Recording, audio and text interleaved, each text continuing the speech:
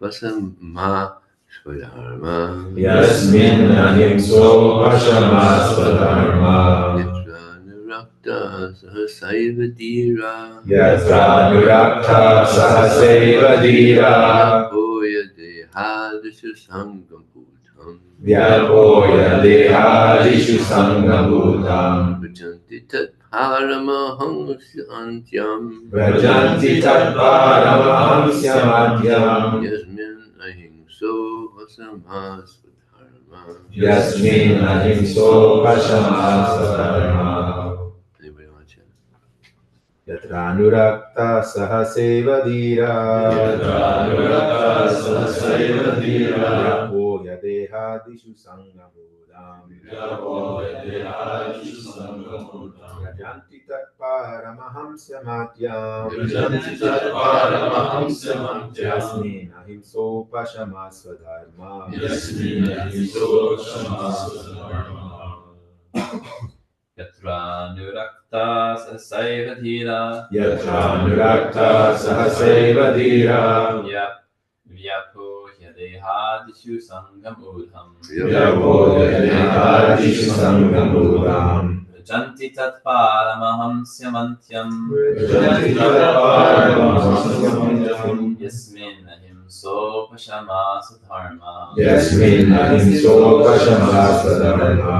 Yatra Yatra unto whom Anurakta, firmly attached. firmly attached. Sahasa, Sahasa, all of a sudden. all of a sudden. Eva, Deva, certainly. certainly. Dhira, Dhira, self-control. self-control. Vyapoya, Vyapoya, leaving aside. leaving aside. Deha, Deha, the gross body the gross body. and subtle mind. And subtle mind. Adishu, Adishu, relating to. relating to. Sangam, Sangam, attachment. attachment. Udham, Udham, taken to. taken to. Vajanti, Vajanti, go away. go away. Tat, Tat, that. that. Paramahamsyam, Paramahamsam, the highest stage of perfection. the highest stage of perfection. Antyam, Antyam, and beyond that. and beyond that. Yasmin, Yasmin, in which. in which. Ahimsa, Ahimsa, non-violence. non-violence. Upashamaha, Vashama,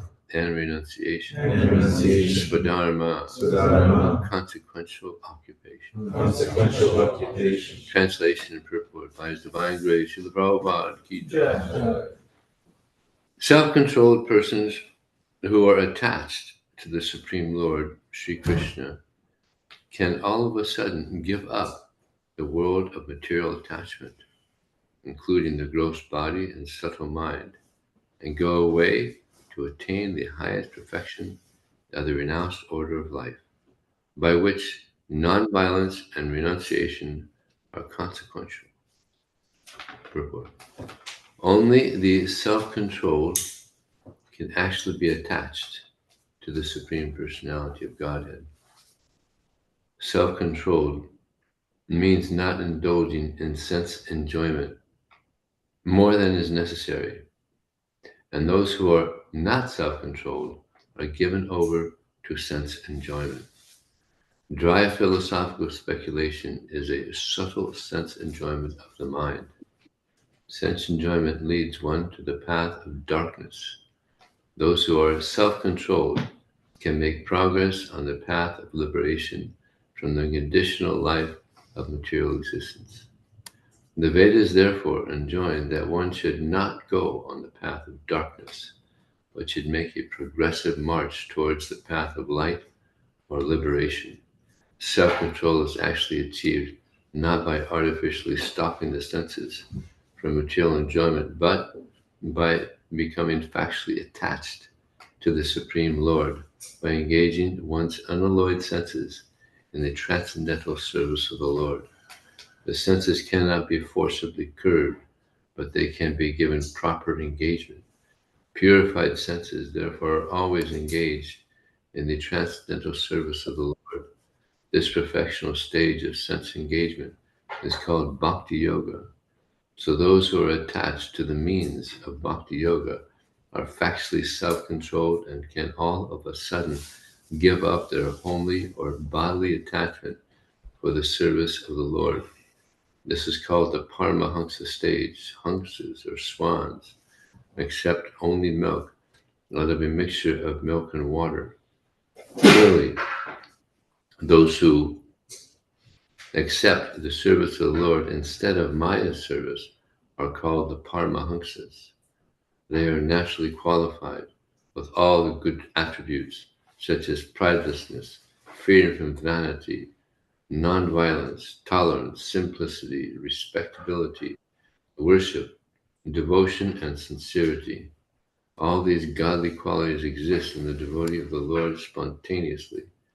Such Paramahamsas who are completely given up to the service of the Lord are very rare. They are very rare even amongst the liberated souls. Real non-violence means freedom from envy. In this world, everyone is envious, but a perfect Paramahamsa, being completely given up to the service of the Lord, is perfectly non-envious. He loves every living being in relation with the Supreme Lord. Real renunciation means perfect dependence on God. Every living being is dependent on someone else because he is so made. Actually, everyone is dependent on the mercy of the Supreme Lord. But when one forgets his relation with the Lord, he becomes dependent on the conditions of material nature. Renunciation means renouncing one's dependence on conditions of material nature and thus becoming completely dependent on the mercy of the Lord. Real independence means complete faith in the mercy of the Lord without dependence on the conditions of matter. This Paramahamsa stage is the highest perfectional stage in Bhakti Yoga, the process of devotional service to the Supreme Lord. Srila Prabhupada Ki Jai. That's a beautiful purport. Prabhupada wrote this in Vrindavan. This is the first canto, so this is all, Radha Damodar, that simple little place he had. Om Jnanatamanandasya Gyananjana Shalakaya Chakshramamitam Jena Tasmai Shri Yat Kripataraham Vande Shugurum Dinataranam Vanchakalpatubhyascha Kripasindu Devacha Paditanam Pavanebhyo Vaishnavebhyo Jaya Sri Krishna Chaitanya Prabhu Nityananda Shri Advaita Gadadhar Srivasati Gaur Bhaktivinoda Hare Krishna, Krishna Krishna, Hare Hare, Hare Ram, Ram Ram, Hare Hare. The first sentence Prabhupada states in this purport, quite often Prabhupada's first sentences in his purports are like very powerful, as this one is. Only the self-controlled can gradually be attached to the Supreme Personality of Godhead. So the goal is to become attached to Krishna. But we have these senses that sometimes give us a little trouble. So we have to control the mind, we have to control the senses.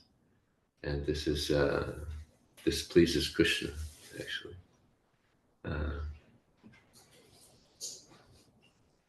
Abmendra Priti, Vachitali Vedikam, Krishnendra Priti, Ichadnar Premana. The love means to satisfy the senses of Krishna. And material desire means to satisfy one's own senses. In Mayapur, about 1975, Mayapur Festival was already big. And the devotees decided to have a kirtan competition.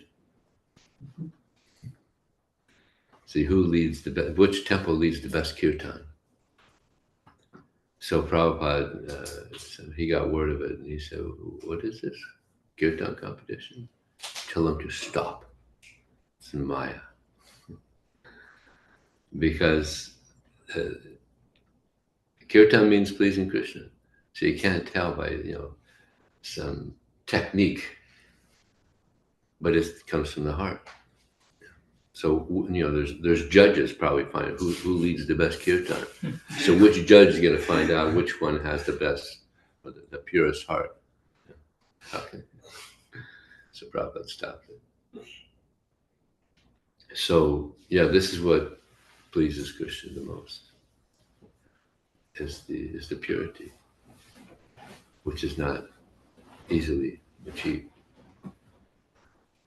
But Srila Prabhupada has set up a process here by which, if we follow, we can become purified.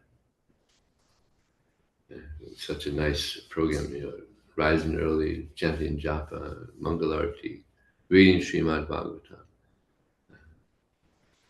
We have there's these 5 processes that are most important.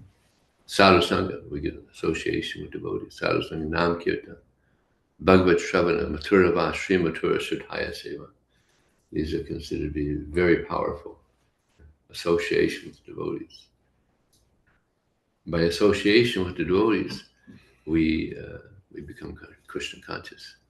It's like we're all getting a nice association of Vaisheshika Maharaj, such pure association. So by this association, we get purified. Sadhu Sangha, Nam Kirtan, chanting the holy name of Krishna. This pleases Krishna. He's a person. Yesterday, I saw one devotee he was chanting his japa during the offerings yesterday. So, chanting japa means focus. Just Krishna. Not, like I remember there was one devotee, he was watching a movie chanting his japa. I said, Prabhu, you can't chant japa watching a movie. He said, Vijaya, this is the only way I can chant my japa. So, not good. It's so this person I corrected yesterday, he's a professor at the University of Stanford, actually. So I said, imagine you're teaching and one of your students has his phone and he's scrolling. Now, how would you feel about that? He said, yeah, it happens and it doesn't feel good. It's not good. So you're chanting japa, but at the same time, your attention is somewhere else. So Krishna also feels that, hey, it's not good because he can't.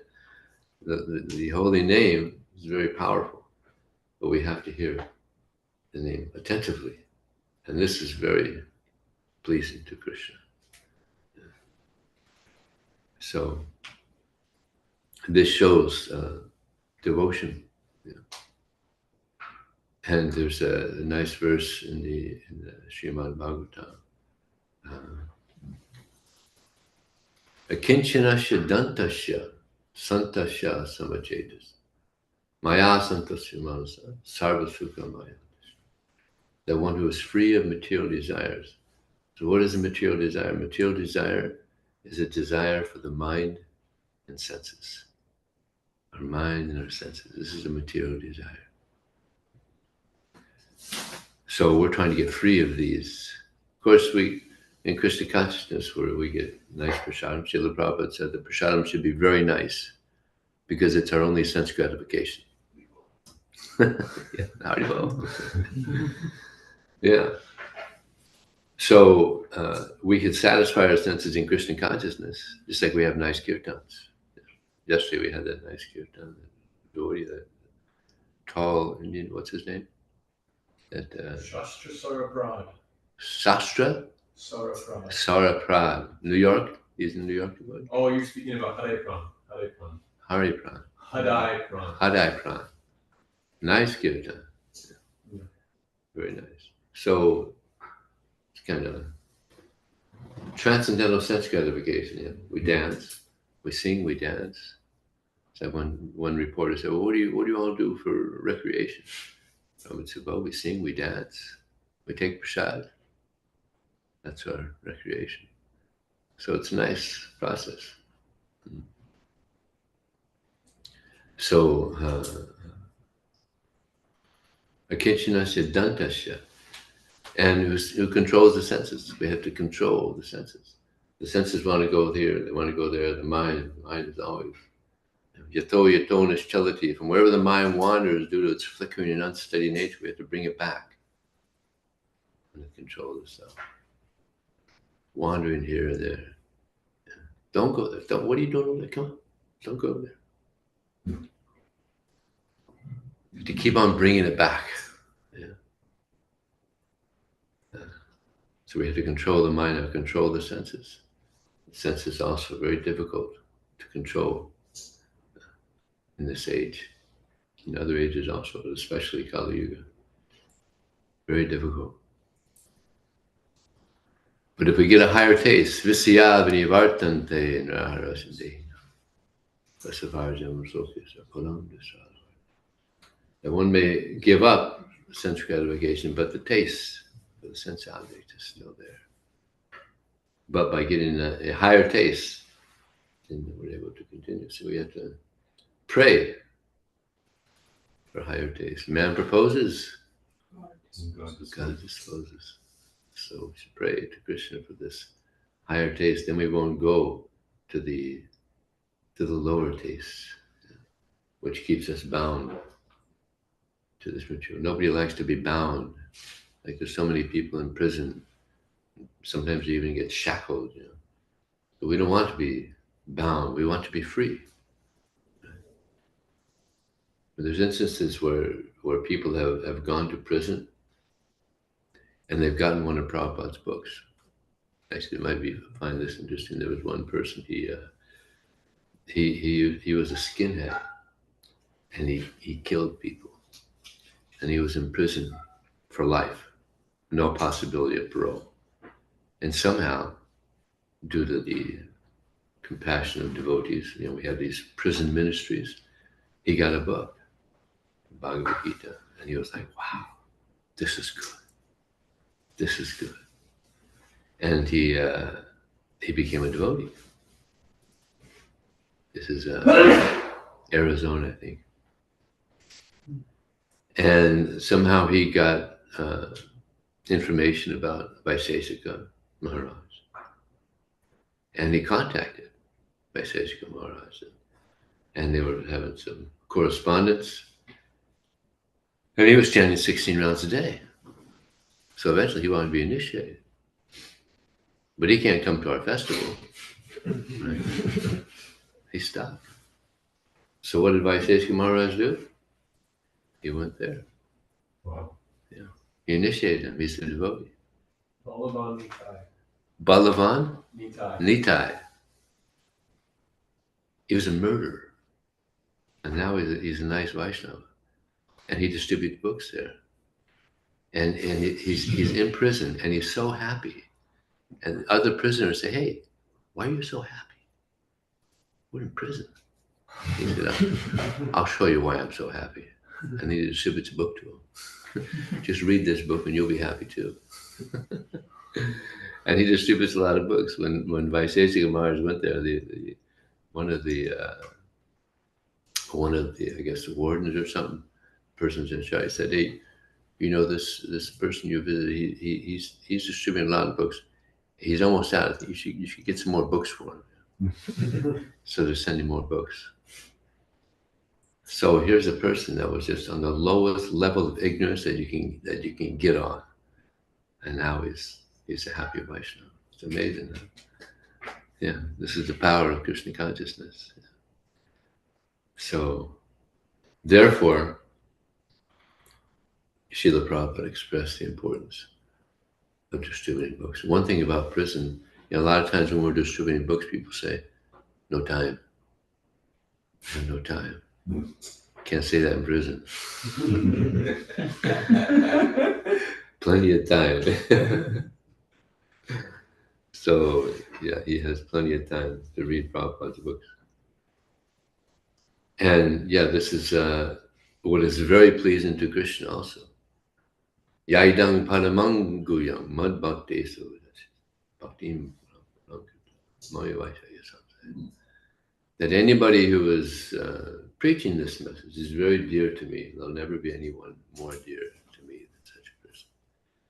I was listening to a lecture by Radhanath Swami recently, and he said, now we have millions of people who accept ISKCON as their, and Prabhupada as their,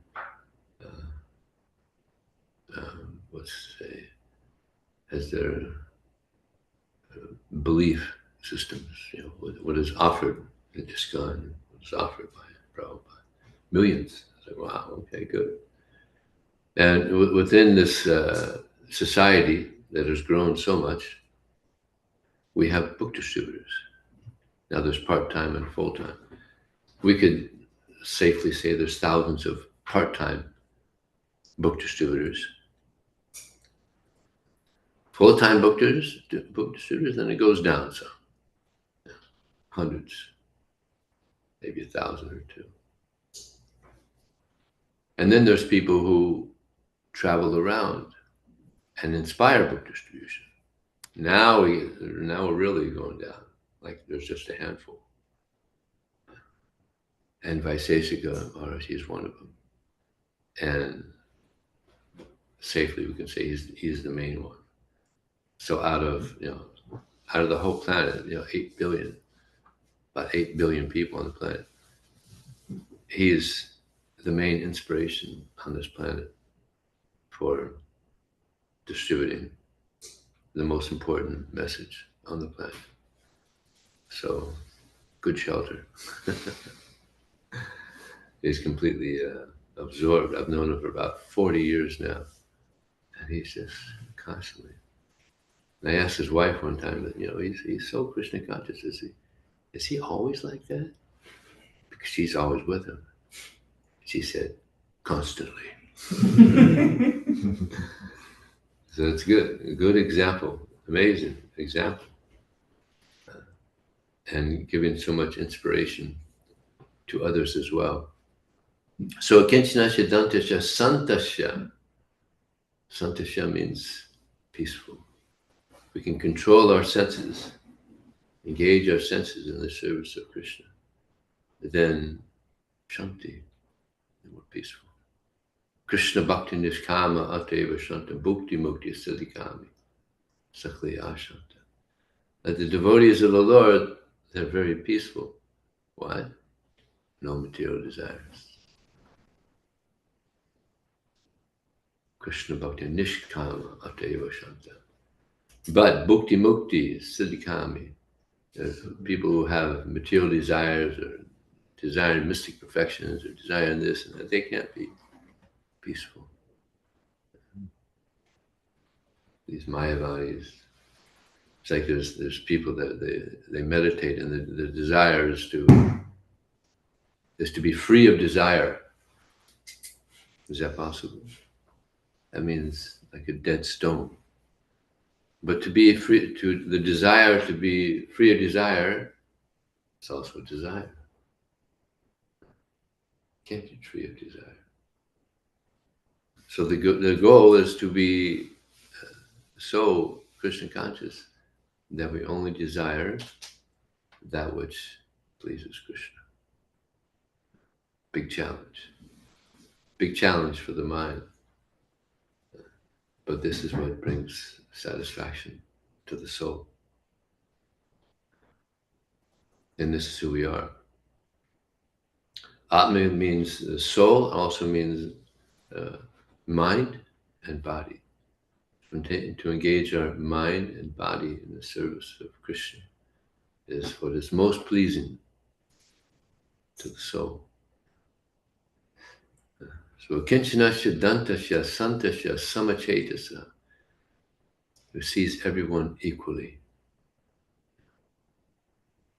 Everyone is a soul.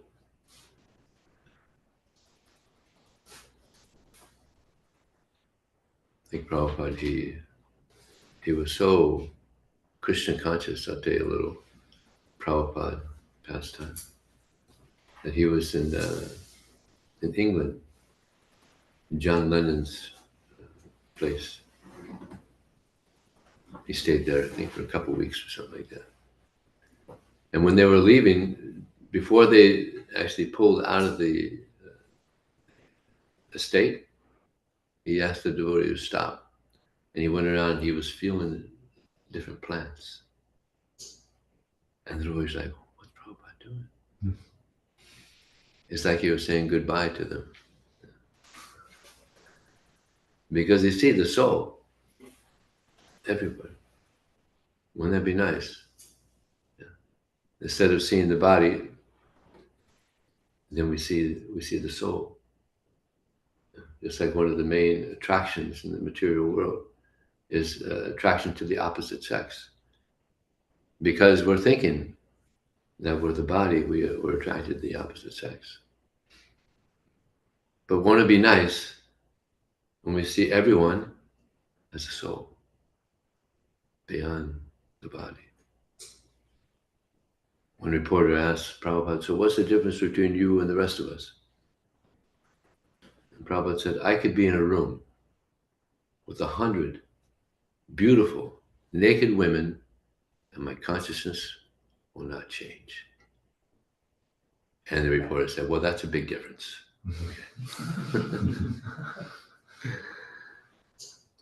Because he saw the soul. Not that he saw physically, but with knowledge, he understood that he's the soul, and everybody is a soul. So that's the journey we're on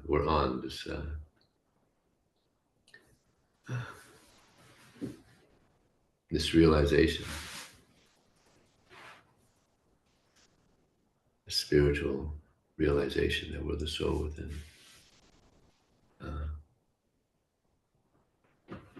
In one purport, Prabhupada, he says, well, let me see if it'll come now. It's a little, haven't seen your moment now. Bring my notebook on the table there. It's a beautiful statement.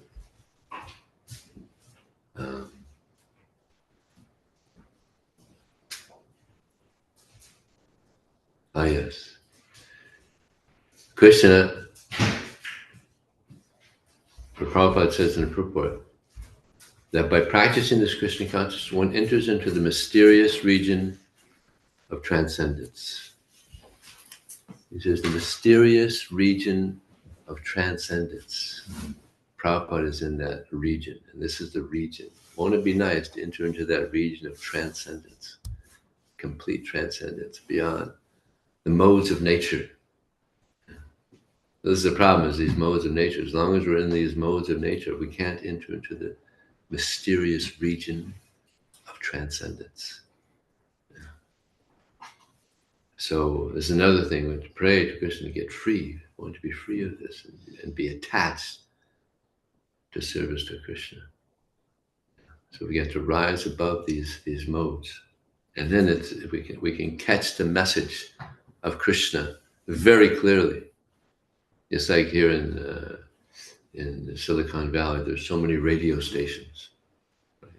And they have these antennas, these big antennas that go up, so they can catch the frequency, right? There's no obstruction. So similarly, we have to rise above the modes of nature so that we can catch the message of Krishna very clearly, without the message being contaminated by our own consciousness, not sifted through our material contamination. So we want to get free of this contamination. Srila Prabhupada, or actually Krishna says, Prapanam paimamisha bitam mrityu gaharnava. Krishna is speaking to Uddhava, and he says, this is how you should pray to the deity. Now here, Krishna is the deity, and he's telling Uddhava, this is how you pray to the deity. Prapanam paimamisha bitam mrityu gaharnava. Please protect me, who I'm trying to surrender unto you. I'm very fearful of this material existence, standing as I am in the mouth of death. So this is how to pray to Krishna. Please protect me, who I'm trying to surrender unto you. I'm very fearful of this material existence, standing as I am in the mouth of death. So we need protection. Maya is very powerful, very powerful. So we have to pray for protection. And we should have a fear. Prabhupada said our disease is two. One, we're not enough afraid of Maya. And two, we like to change things. Too much. Like there was one devotee who said, Prabhupada, this movement is so nice. And it could grow so fast if we just have 3 regular principles instead of 4. No gambling, no intoxication, no meat eating. Stop there. And Prabhupada said no. He said, I'm not interested in having many flickering stars. If I can just get one full moon, one pure devotee, this moon will be a success. So,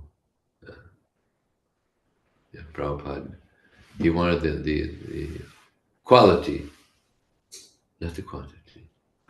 Quality is what's most important. And this is what Krishna's interested in, is the quality. So we're in a process of attaining this pure devotional service. This is what attracts Krishna, purity. He says, or it's stated in this song, that Krishna, he's conquered and overwhelmed by pure devotion. So this is the goal. And fortunately, we have Prabhupada, who is a wonderful example, and it's possible. It's possible. How many of you think that you can achieve pure devotion within this lifetime?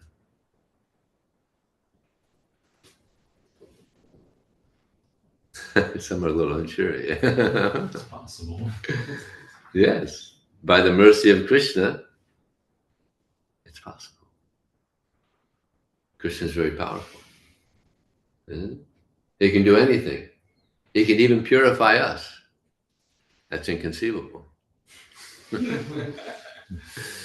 He's so powerful, he can even purify us to the point where we can become pure devotees. This is the power of the message of Krishna. Vitaraga bhayakroda manmayamo pashuta bhavo gyantapasa putamad bhavamagata, being freed from attachment, fear, and anger. Many, many persons in the past have become purified by knowledge of me, and they've attained me. So Krishna is kind of encouraging us here. Many, many persons in the past have become purified. So there's an encouragement there. Many, many people in the past. So us also, we're also persons. So we also can get purified. By the mercy of Krishna, by the mercy of the devotees, we can also get purified. I'll tell you an amazing story. In Miami, there was a family who lived maybe 10 miles from the temple. And they were very devoted, husband and wife, very devoted. Especially the wife, she was very devoted. So at one point she got cancer. And us devotees, we'd go there a few times a week, just to encourage her, and she's on her way out. So one time we were there, and it looked like she was going to pass away that night. But we had to get back and do service. She's in her bed, and her husband is there, and she says to her husband, "Do you see him?" And he said, "Do I see who?" She said, "Krishna. He's standing in front of me, and he's calling me." And she said, "You're my husband. Should I go?" And he said, "Yeah, go. Go." And she closed her eyes. She went back home. So, possible. And if you leave your body in Vrindavan, what happens? Go back home. So that's something also. Sometimes I see devotees, they're on the verge of death, and I'm thinking, Go to Vrindavan. Go to Vrindavan. I can't figure out why they go. But that's guaranteed. You leave your body in Vrindavan or Mayapur. You go back home. So, but it's interesting, Bhakti Tirtha Swami, he wanted to show that if that wherever you are, if you're Krishna conscious, you can go back home. I think that's why he left his body in Gita Nagari, I heard. As Prabhupada said, or someone said about Prabhupada, that wherever he is, that's Vrindavan. Create the atmosphere of Vrindavan. So there's a few minutes left. Is there any question or comment? Yes, Prabhu. Thank you very much, Prabhu. One question I had is about seeing the soul. You said that Prabhupada would see the soul, but you mentioned it wasn't like a physical scan like we might imagine sometimes. With knowledge, you could see the soul. The soul is invisible. Yeah. It's said in the Bhagavad Gita, Ascharyavat pashyati kasyadena, Ascharyavat tataiva. Some, they look on the soul as amazing. Some describe him as amazing. Some hear him as amazing. Some, after hearing him, can't understand him at all. So just to understand the soul is difficult. The soul is invisible. You can't see the soul. So the same appreciation we can have even without seeing directly with our eyes. Yeah, to see with knowledge. Jnana chakshu. Yeah. And we could also see Krishna with our, with knowledge. Krishna's everywhere. He's the light in the sun, sound and ether, ability in man. Thank you. One time a devotee said, or I guess an interviewer said, do you see God? That's interesting. And he said, Prabhupada said, yes. And I think it was Rameshwar was there. He said, well, he sees God in the sense that he sees God in nature. And Prabhupada said, no, I see Krishna. And then Rameshwar Swami said, oh. And also the interviewer, now Prabhupada, he could see Krishna. He could actually see Krishna because he's the great Paramahamsa that he is. So we can actually, there's another amazing pastime when this was told to me by Bhakti Siddhanta Prabhu in Mayapur. There was a devotee at Prabhupada's door, in the mid-70s, there would always be somebody guarding Prabhupada because they had the deprogrammers and stuff. It was crazy people. So one devotee was guarding Prabhupada's door. It's late, it's like, 1 o'clock in the morning. And he hears some shuffling going on in the room. So it was one of those rooms where you could look through through the keyhole. So he looked in there, and Prabhupada's kind of he's moving around on the floor. And the devotee's like, what's Prabhupada doing? So he had a nice relationship with Prabhupada. So the next day, he saw Prabhupada. He said, Prabhupada, I heard the shuffling in your room, and I looked through the keyhole, and you were kind of shuffling around on the floor. What were you doing? He said, I was wrestling with Balaram. Oh, okay, Jai Prabhupada. So Prabhupada, he's not an ordinary soul. He can see and wrestle. Yes. Hare Krishna. Hare. I have an amazing pastime of Bhakti Tirtha Maharaj about his passing. Every year prior to his passing, he would come to New York City for the Rath Yatra, and he would dance like anything in front of Lord Jagannath. And when he was preparing to leave his body, he did not come to the Rath Yatra that year. And actually, the day after Rath Yatra, Jagannath, Baladev, and Subhadra appeared in the head pujari's dream and said, we did not see our dear Bhakti Tirtha Maharaj dancing. Could you please take us to him? And so the next day, they brought Jagannath, Baladev, Subhadra to Gita Nagari to see Bhakti Tirtha Maharaj. And that was right before his passing. Wow. I never heard that one. Yeah. That's amazing. Yeah, he was the best dancer. I used to go to Russia a lot, and he would be there, and there'd be these big kirtans. There'd be like, I mean, thousands of devotees. And Bhakti Tirtha, he would dance so exuberantly, and he would just get everybody dancing. And it was just like phenomenal. He was our best dancer. You had a question, Prabhu? Yeah. Or something? I have to pull up the purport. I have a question about the purport. It says here that renunciation means renouncing one's dependence on the conditions of the material nature and thus becoming completely dependent on the mercy of the Lord. So one thought that I've had is that sometimes, because we're existing in an institution like ISKCON, we have a lot of facilities, and it's not like the renunciation of like a sannyasi like Madhavendra Puri, who was clearly, you can put your hands behind your back and close your eyes and know that he was completely dependent on the mercy of the Lord. Sometimes we have so many facilities in ISKCON. Shad is there, place to stay is there, money is there, cars are there. Everything which we need for our service is there. And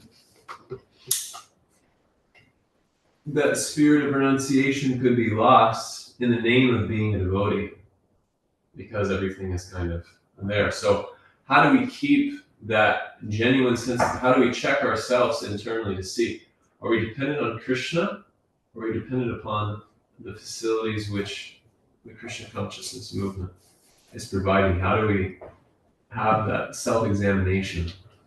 And what is the remedy if we see that we're actually maybe leaning more towards? How do we kind of break that chain?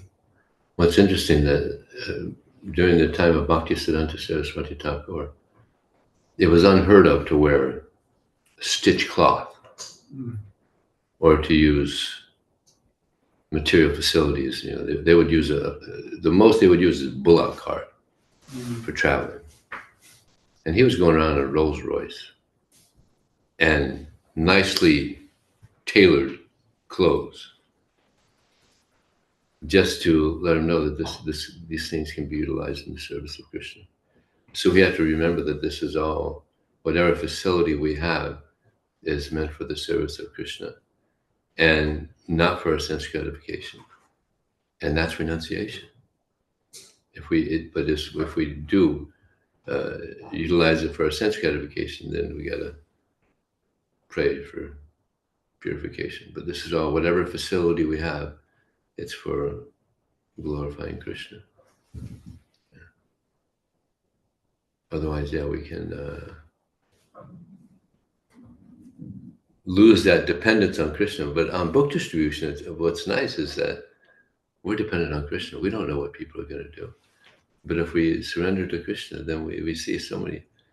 It's like if our consciousness becomes, that I'm the doer, I'm doing real good, then immediately we see that there's a change, there's people, they're not interested. But then as soon as we, again, depend on Krishna, this is, please help me to serve you, Krishna, then there's a change. I think that kind of answers the question. There always has to be, because the breakdown of the Gaudiya Math was that devotees were kind of retracting from preaching and becoming enamored by the opulence of Bhagavatam, arguing over the rooms. Bhaktisiddhanta Saraswati saw this and he said, Arunjwale, there'll be a fire in the month because of this leaning towards material facilities. So it seems like the line which we have to walk is, like you're saying, that preaching spirit. Because as soon as you put yourself out in the world to preach or distribute books, you're no longer the persona you built yourself up to be in the institution. All that doesn't matter. You can be a sannyasi, you can be a guru, you can be a GBC. But as soon as you're out there, people don't care. That's right. Yeah. Yes. In line of Deva's question, because I had a similar question, because you're talking about Paramahamsas, and they can extract, or they can find Krishna consciousness anywhere. So sounds like we're talking about Yukta Vairagya. What is the adhikar to really engage in Yukta Vairagya? Because it seems like anyone could say I'm using something for Krishna consciousness, and the previous acharyas have set, like Bodhisattva, he was doing something groundbreaking, but he was a very qualified person to be able to set that standard. So like, who's qualified? Should we like follow acharyas, like gurus? Can we just say like, oh, okay, I feel like it's a good idea to use this in Krishna service. It's never really been done before. It can easily be misused. Phalena pravachiyate, judged by the results. Yeah. Just like Bhaktisiddhanta Saraswati Thakur, he did things that were unheard of, but look at the result. It became the most powerful spiritual movement in India at the time. He had 64 temples. But he was doing things that were unheard of. So Prabhupada also, he did things that were unheard of. He had the Brahmacharini ashram, and what else? There were some other things that he did that were unheard of. Brahman Diksha. Huh? Brahman Diksha for Westerners. Brahman Diksha? For Westerners. For Westerners. Yeah, sannyas to Westerners. Yeah, so that was unheard of. And he got a lot of fire for that. A lot of people were complaining. But look at the result. Now we have so many Western devotees, so many nice Western devotees around the world.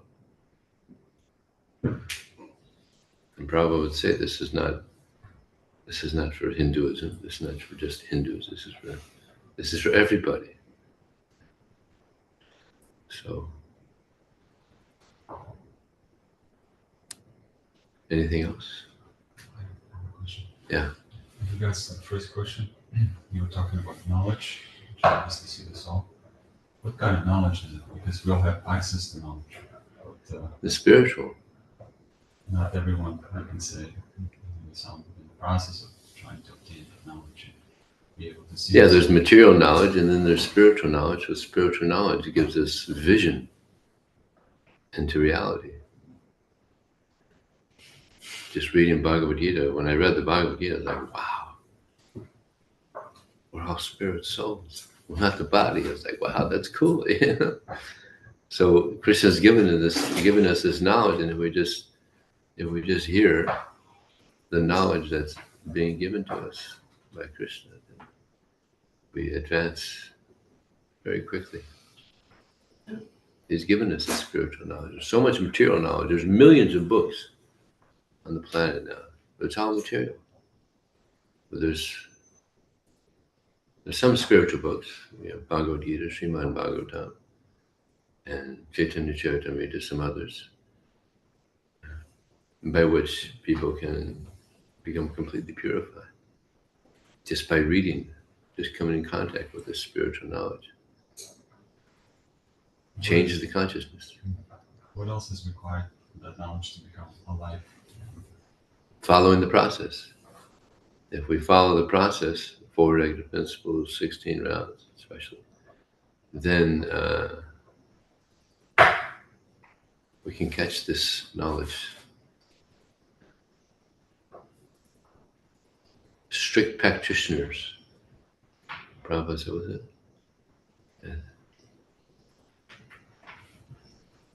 A strict practitioner of Krishna consciousness is sure to attain the supreme goal, something like that. I forgot. Yeah. You mentioned about Kirtan competition that Prabhupada stopped it in Mayapur. Yeah. So what about book distribution competition? Prabhupada encouraged that. Prabhupada encouraged the book distribution, although there is a statement I read, Brigapati sent it to me, that this competition, it's not so good. But he was talking about the BBT in Australia. They were thinking of having another printing press. But no, don't compete about having printing. But competition in book distribution, Prabhupada inspired it because it, I guess it encouraged devotees to do bigger. It's like there was one pastime where Prabhupada was walking the morning walk, and Tamal Krishna Maharaj is there, and Ridananda Maharaj is there, and some other big leaders. And Prabhupada said, I think if Tamal Krishna loses, I think he'll have a heart attack. And everybody just cracked up laughing because he's so competitive. So it kind of encouraged people to do bigger. But what's interesting is Vaisesika Maharaj, he doesn't allow the individual competition. There's no individual scores. But temple, he competes with temples. Like you might have heard, I think yesterday, competing with Mayapur. Now that's a big challenge to defeat Mayapur. There's other temples that they have to also beat before they get to Mayapur. But no, competition is okay as long as it's healthy competition. Like if another temple wins, it's not that you look down on them, but you congratulate them. This is Krishna conscious competition. Material competition means where you try to get in their way. I'll tell you an amazing thing. On book distribution, there was two devotees that were competing. And one devotee was distributing a book to a non-devotee, and the devotee that was competing with him went behind the devotee, and he's telling the person that he's speaking to, don't take the book. And they didn't take the book. Now that's insanity. You understand what I'm saying? The book distributor is trying to, not only trying, is getting the non-devotee to not take a book so that he could win the competition. That's called insanity. Because we're out there trying to give people Prabhupada's books to save them, and here he's interfering. I mean, that's demoniac. So there's that's like way beyond acceptable competition. That's like going too far, just to get my own names. So, yeah. Okay, it is now 8:15, 8:14. I think it's getting a little late. Thank you very much. Hare Krishna. Hey.